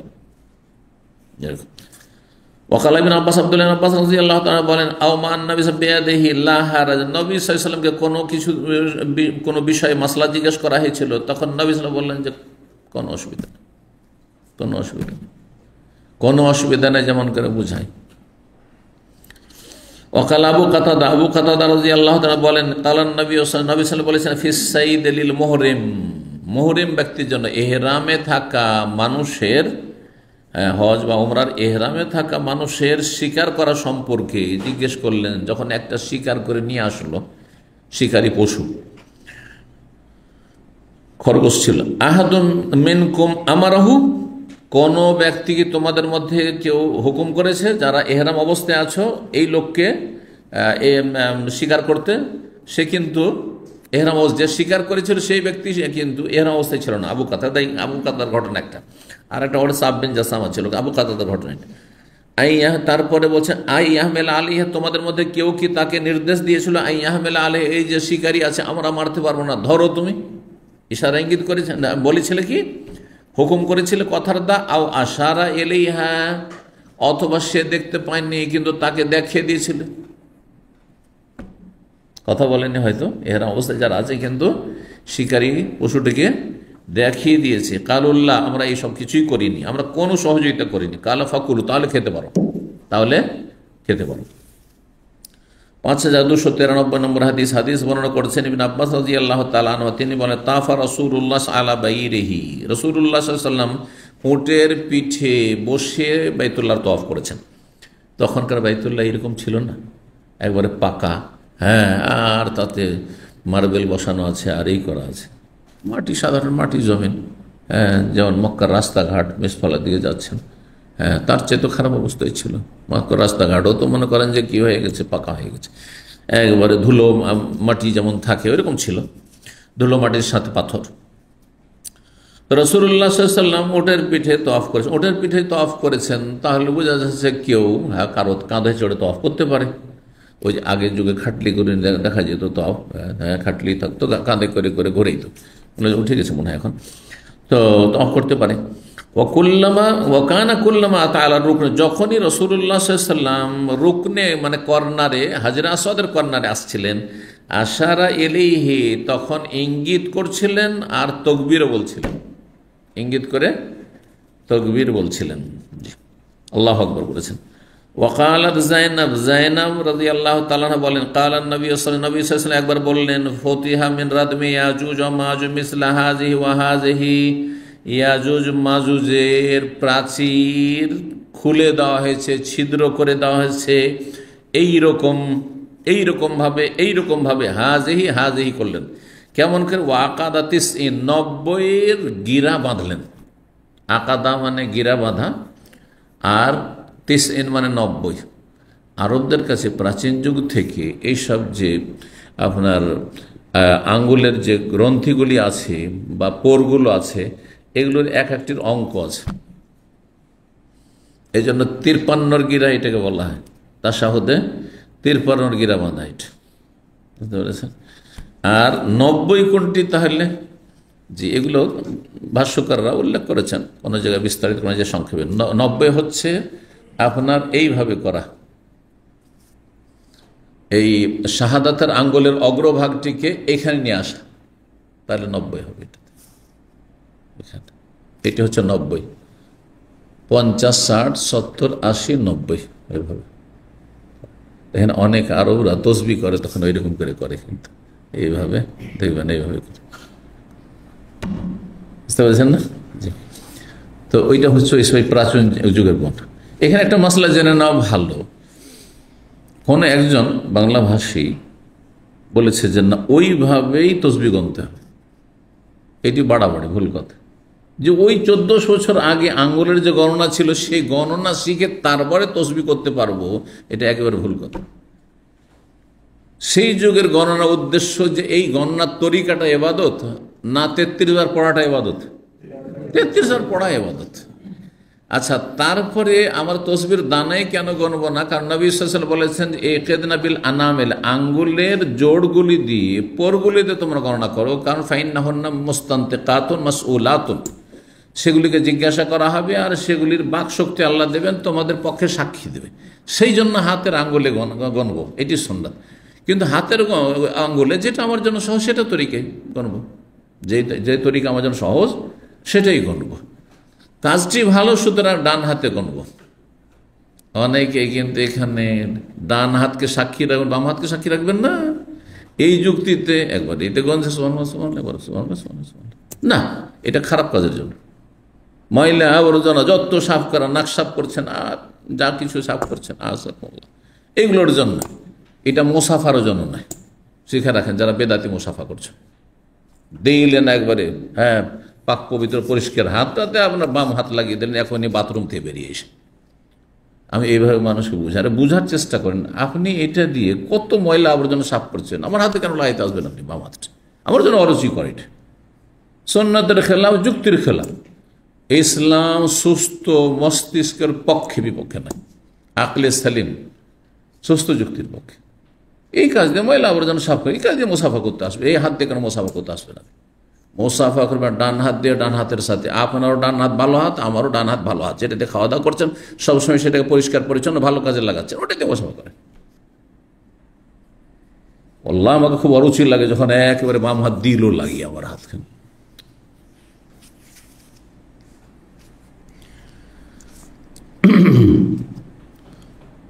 আকাদা তিসিন, তাহলে তিসিন বুঝলেন কত, ছিদ্রটা একবারে খুব চিকন, এতটুকু এতটুকু এতটুকু ফুটা হয়ে গেছে।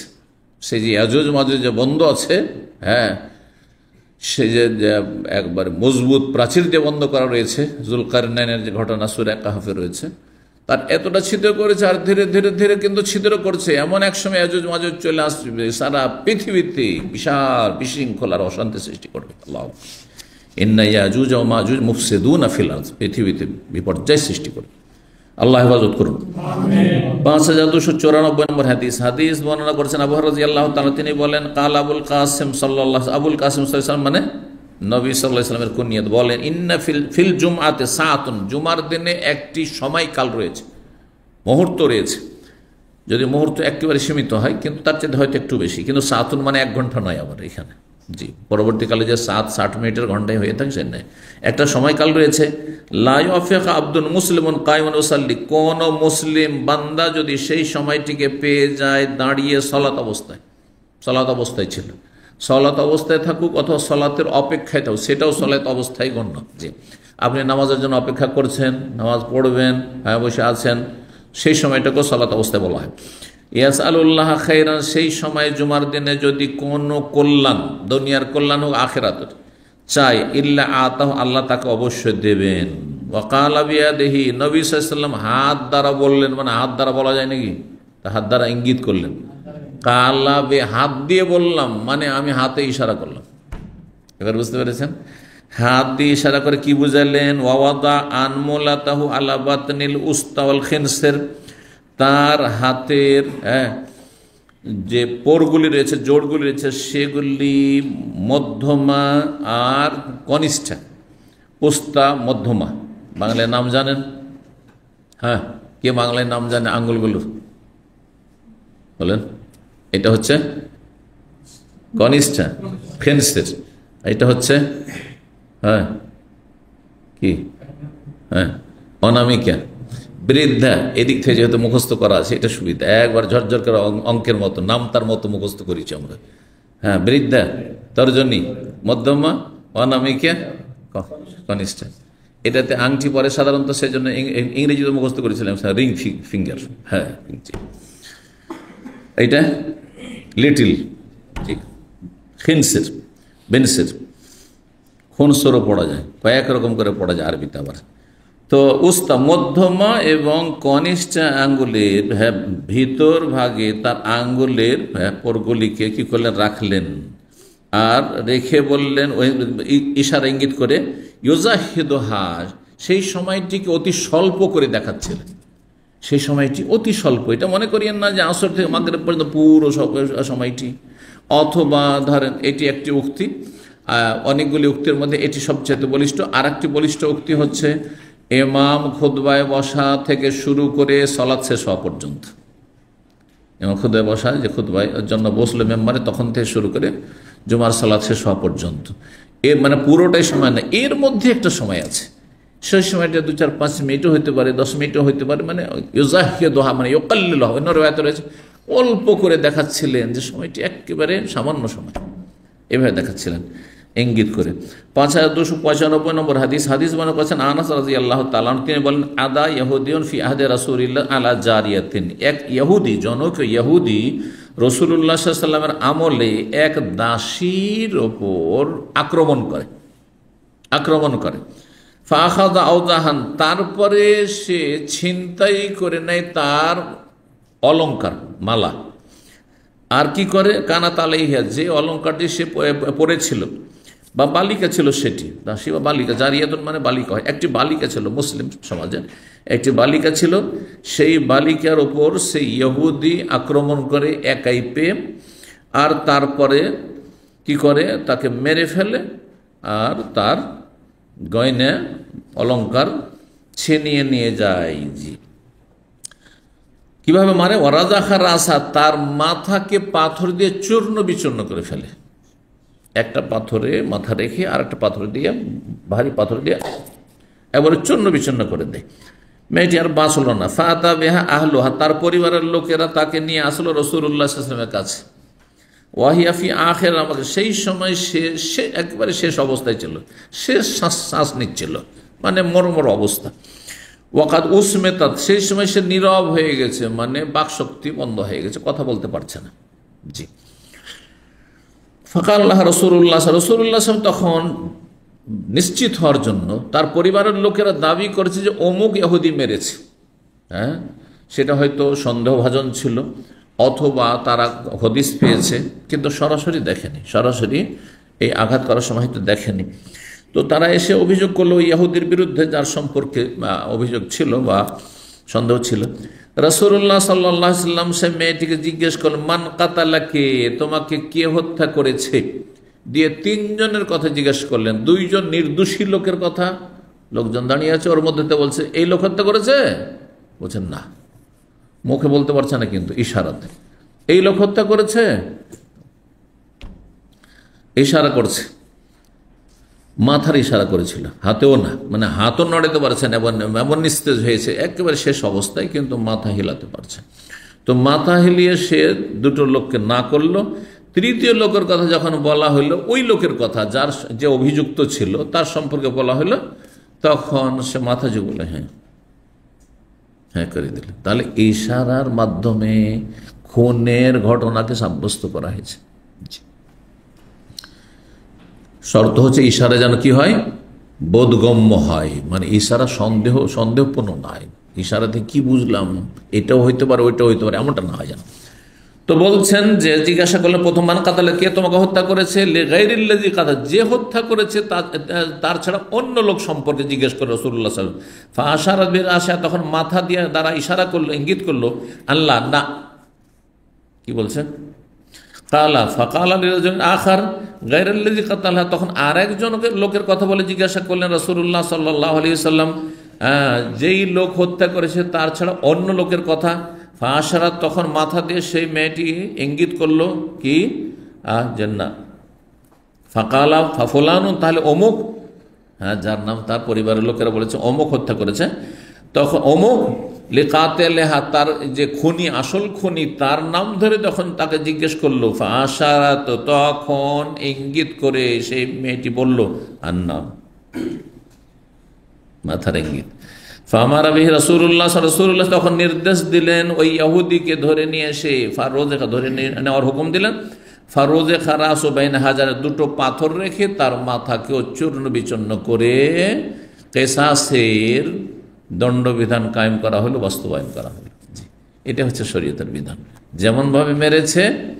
হ্যাঁ, কিন্তু আজকাল কেস 5 বছর 10 বছর খুনের ঝুলতে থাকে, আর তারপরে কি হয়ে যায়, সমাজ ভুলে গেছে সে মর্মান্তিক ঘটনা, সেই নিষ্ঠুরতার কথা ভুলে গেছে, সেই জুলম অত্যাচার কথা ভুলে গেছে। হাই, এই লোকটিকে মেরে দেওয়া হইলো, এখন হাই হাই করা শুরু করলো।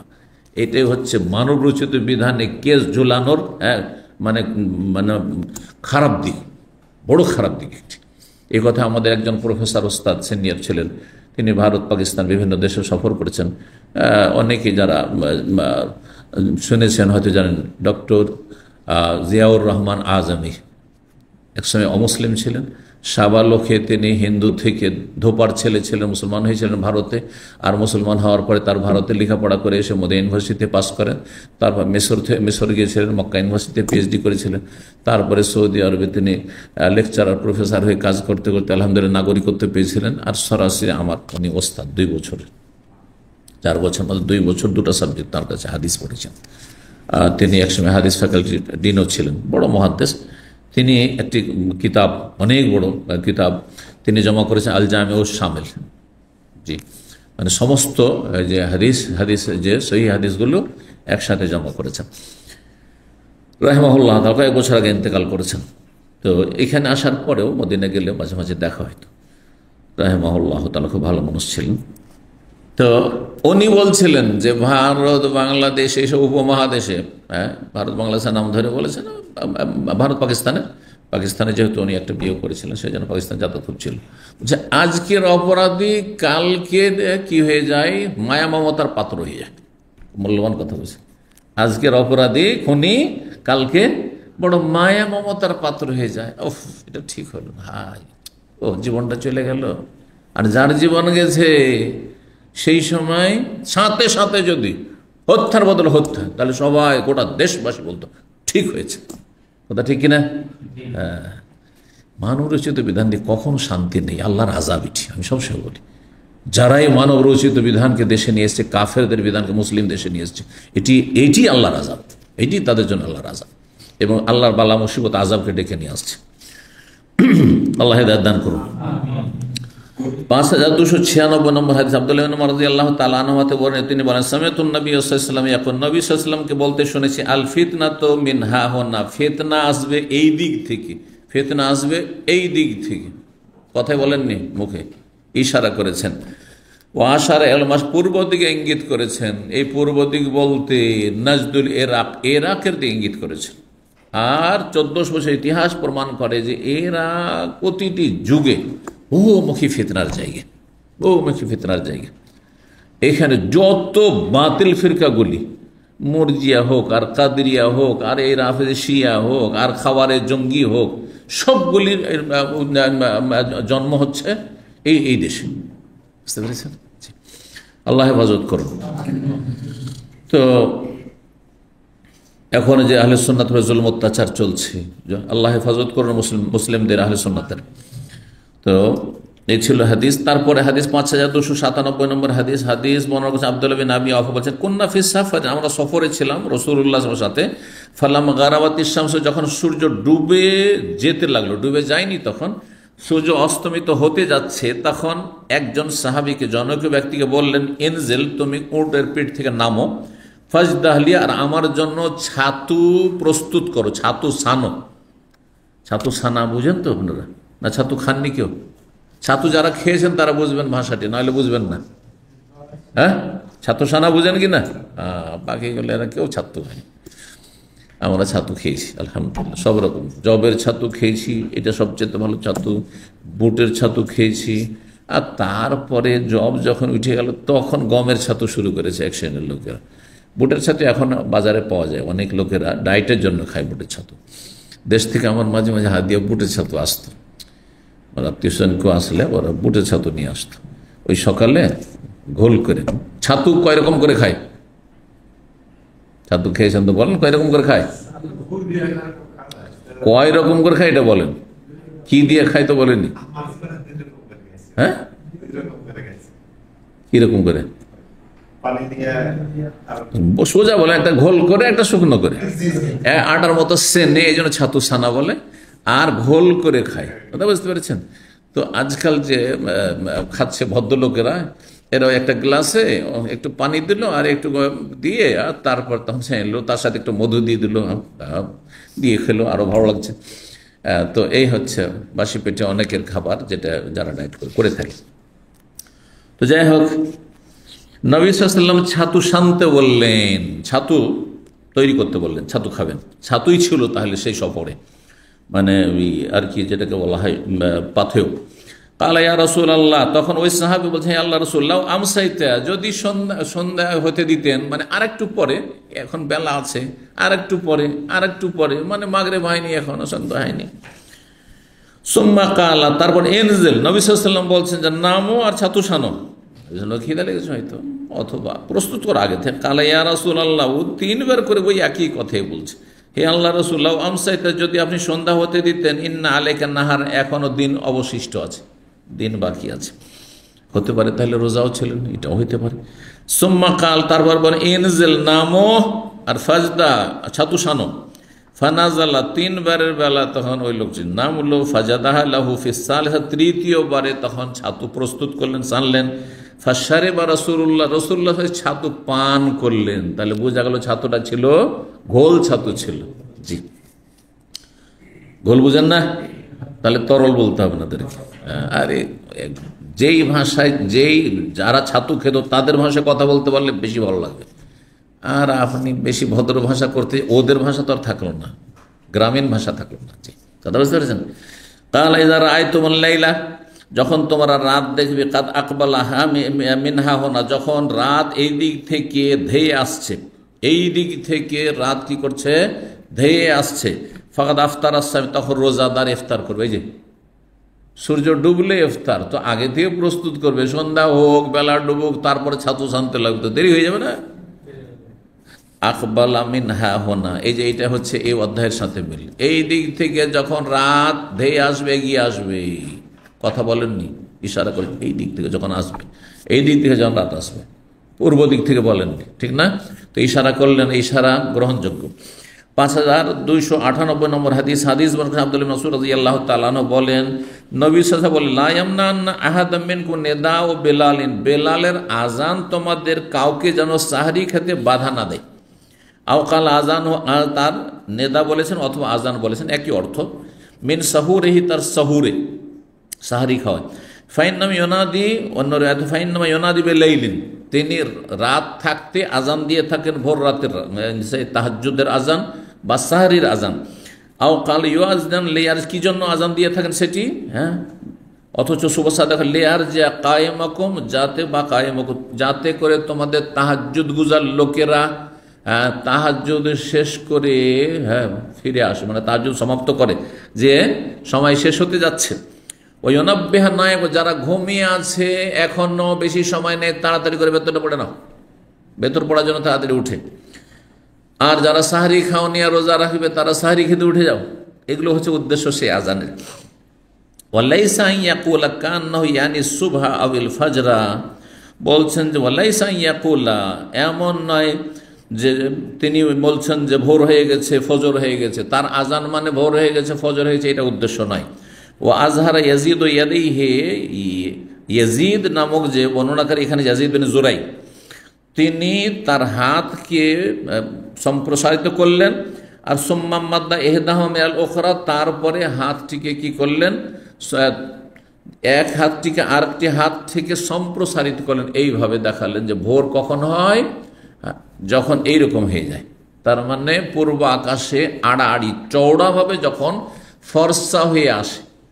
খাড়া হয়ে ফর্সা হলে সেটা একটু ফর্সা লাগছে, কিন্তু খাড়া লাগছে। একটি রিওয়ায়েতে রয়েছে নেকড়ে বাঘের লেজের মতো, সেটা শুভ সাদেক না, শুভ কাজে, তখন ভোর হয়নি। শুভ সাদেক হচ্ছে চওড়াভাবে আকাশে, পূর্ব আকাশে, পূর্ব দিগন্তে চওড়াভাবে হাত দিয়ে দেখাচ্ছেন, এইভাবে যখন হয়ে যাবে, কি হয়ে যাবে, শুভ্র রেখা দেখা যাবে, শুভ্র রেখা দেখা যাবে, আল খাইতুল আবিয়াদ, মানে সাদা হয়ে ফর্সা হয়ে আসবে। 5299 সর্বশেষ হাদিস বর্ণনা করেছেন আবু হুরায়রা রাদিয়াল্লাহু তাআলা, তিনি বলেন, মাসালুল বাখিল ওয়াল মুনফিক, কৃপণ ব্যক্তি আর দানশীল ব্যক্তির উপমা হচ্ছে কামাসালে রাজুলাইনি, দুইজন ব্যক্তির মতো, আলাইহিমা জুব্বাতাইন মিন হাদিদ, তারা দুইজনে লোহার জুব্বা পরে আছে, লোহার জামা পরে আছে, লোহার বর্ম পরে আছে। মিল্লাদুন সাদিয়াইহিম আলা তারাকিহিমা, তাদের বক্ষ থেকে, বুক থেকে, সাদি স্তনকে বলা হয়, মানে বুক থেকে শুরু করে সেই যে জামা রয়েছে সেটা এলা তারাকিহিমা, একবার ওপর দিকে উঠে আছে, একেবারে যে গলার হাড্ডি পর্যন্ত, এইখান পর্যন্ত, তারাকি কাল্লাইদা বালাকাতে তারাকি ওয়াকিল আমান রাখ, যখন ওষ্ঠাগত হয়ে যাবে আত্মা, রোজ যখন মুখে চলে, কোরআনের ভাষায় বলা হয়েছে। তো তারা কি, তার কুতের বহু বচন। তো যখন কি বলছেন, এমন জামা পরে আছে সেটা বুক থেকে শুরু করে ওপর দিকে চলে আসছে কি পর্যন্ত, এই কণ্ঠের হাড্ডি পর্যন্ত, এই যে হাড্ডি রয়েছে এখানে, যে হাড্ডিগুলো এখান পর্যন্ত। ফাআম্মাল মুনফিক, দানশীল ব্যক্তি যে হয়, ফালা ইউনফিক, যখন সে দান খায়রাত করে, সাদকা করে, ইল্লা মাদ্দাত আলা জিলদিহি, তখন তার জামাটি অত্যন্ত প্রশস্ত হয়ে যায়, ঢিলা হয়ে যায়, এমন ঢিলা হয়ে যায় যে হাত্তা তুজিন্না বানানহু, তার এইটুকু ছিল মনে হচ্ছে, ছোট ছিল বর্ম, কিন্তু তার এমন ঢিলা হয়ে গেল যে তার আঙ্গুলগুলি পর্যন্ত, বানান মানে আঙ্গুলগুলো ঢেকে গেল। আর কি হয়ে গেল, ওয়া তাফু আসারাহু, নিচের দিকে এত লম্বা হলো যে সে যে হাঁটছে তার পদচিহ্নগুলো মিটে যাচ্ছে। লম্বা যদি ঝুলিয়ে, মাটিতে ঝুলিয়ে কোনো কাপড় পরেন, তো আপনার পায়ের যে দাগগুলো, চিহ্নগুলো হবে ধুলোতে, সেগুলো মুছে যাবে না, মিটে যাবে না, ওইটাই বলছেন। এইরকম হয়ে গেল, কার উদাহরণ উপমা দিচ্ছেন, যে একটি জামা, সেটি কি হয়ে গেল, তার উদারতার কারণে, তার মনটা বড় হওয়ার কারণে সে দান করছে স্বতঃস্ফূর্তভাবে, এত তার মনে ফুর্তি হয় যে সে ঢিলা জামার মতো হয়ে যায়, ঢিলা জামার মতো হয়ে যায়, এমন জামা যে তার গোটা শরীরটাকে ঢেকে ফেললো। আম্মাল বাখিল, কিন্তু কৃপণ ব্যক্তি যখন খরচ খরচে কোনো সময় যদি 10 টাকা দান করে, 5 টাকা দান করে, ফালা ইউরিদ, যখনই দান করতে চায়, ইল্লা লাজিমাত কুল্লু হালকাতিন মাওদিহা, তখন প্রত্যেকটি তার অংশ ও সেই জামাতে যে আপনার লোহার যেহেতু বর্ম, যে আপনার জোড় লাগানো আছে, সেগুলি প্রত্যেকটি একটি আর একটির সাথে সংকুচিত হয়ে যায়, ছোট হয়ে যায়। তখন সেটাকে ঢিলা করার সে চেষ্টা করছে, যে দান করবো হয়তো মানে ঢিলা করে জামাটাকে ঢিলা করবে চেষ্টা করছে, ওয়ালা তাত্তাসে, তার জামা ঢিলা হচ্ছে না, বড় হচ্ছে না। ওয়াইশিরু বিস, তারপরে নবী ইঙ্গিত করলেন তার আঙ্গুল দ্বারা, এখানে মানে গলাতে চিপে ধরে নিচ্ছে, গলাকে মনে হচ্ছে টিপে ধরে নিচ্ছে, কিসে, তার জামাতে তাকে গলা টিপে ধরেছে, মানে এত টাইট হয়ে গেছে। তার মানে যখন বখিল মানুষ দান করে তখন এত অশান্তি লাগে যে হায় টাকাটা দিয়ে দিলাম, এটা মেলা কাজে লাগতো, অনেক কষ্ট হয়, তার কষ্ট হয়। কিন্তু যে দানশীল মানুষ, সে উদার মানুষ, তার মনটা এত বড় হয়, দান করে এত শান্তি অনুভব করে, যে সত্যি এটা অনুভূত। কিন্তু যে যত বেশি দান করবেন, যে যত বেশি মানুষের উপকার করতে পারবেন, মানসিক এক শান্তি আছে। এই জন্য যারা দানশীল লোক তাদের কিন্তু টেনশন থাকে না। দানশীল লোকদের হার্ট অ্যাটাকের ঝুঁকি কম থাকে, কারণ মনটা অনেক বড়, তার মনটা অনেক বড়, মানসিক শান্তি পায়। কৃপণ ব্যক্তি কখনো মানসিক শান্তি পায় না, নিজেও ভোগ করতে পারে না, আর শান্তিও পায় না। আযাব, জি, শারীরিক আযাব আর মানসিক আযাব, দুই রকম আযাব, আল্লাহ হেফাজত করুন। তো নবী সাল্লাল্লাহু আলাইহি ওয়াসাল্লাম এখানে ইঙ্গিত করেছেন দিকে, কণ্ঠনালীর দিকে, যে এখানে মনে হচ্ছে টিপে ধরছে তার এই জামাতে। এখানে আজকের আলোচনা শেষ করছি। জাযাকুমুল্লাহু খাইরান ওয়া সাল্লাল্লাহু ওয়া সাল্লাম আলা মুহাম্মদ ওয়া আলা আলিহি ওয়া সাহবিহি আজমাইন।